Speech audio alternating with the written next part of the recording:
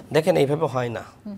মানে যারা ঐক্যমত কমিশনের এক্সপার্ট, যারা সদস্য, আমার কাছে মনে হয় তাদের অনেকে সংবিধানই বোঝে না। যে ব্যক্তির সংবিধান সম্পর্কে জ্ঞান নাই তাকে আপনি সংবিধান বিশেষজ্ঞ বানিয়ে দিয়েছেন। দেখেন বাংলাদেশে আমরা দেখি না যে গ্রামগঞ্জে অনেকে হাই স্কুলে পড়াশোনা করেছে বা কলেজ পর্যন্ত পড়াশোনা করেছে, তারা কিন্তু বিমান বানিয়ে ফেলেছে। কী ধরনের বিমান? ওই যে উপরে হালকা একটু উঠতে পারে, তাই না? এখন তাকে কি আপনি বিমানের ইঞ্জিনিয়ার বলবেন?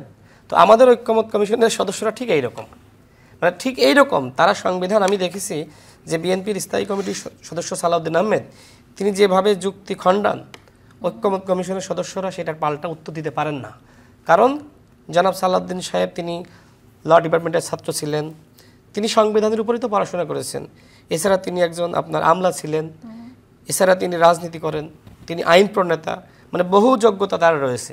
যে কারণে অন্যান্য যারা ছিল তার কথার কোনো উত্তর দিতে পারতো না, শুধু বলতো যে আপনার কথা সঠিক না, ব্যাখ্যা দিতে পারে না।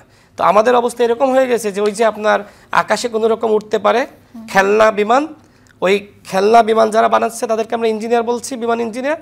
ঠিক আমাদের এই খেলনা সংবিধান বিশেষজ্ঞ আমরা দেখছি। তো এইভাবে তো রাষ্ট্র চলে না।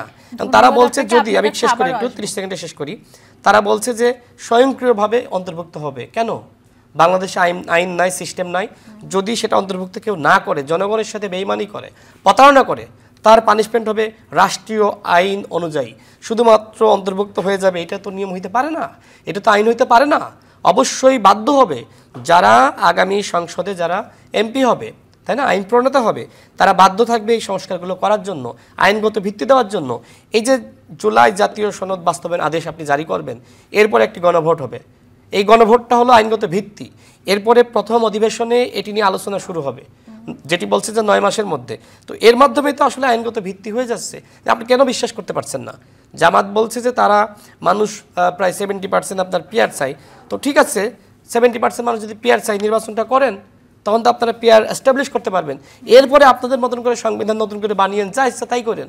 কিন্তু এখন যে দেশ সংকটে যাচ্ছে, আমার কাছে মনে হয় বাংলাদেশের কোনো দল হাসিনার সাথে হাত মিলিয়েছে, ভারতের সাথে হাত মিলিয়েছে। বাংলাদেশে আওয়ামী লীগ এবং ভারত কোনো নির্বাচন চায় না, এই ফাঁদে অনেকে পা দিয়েছে।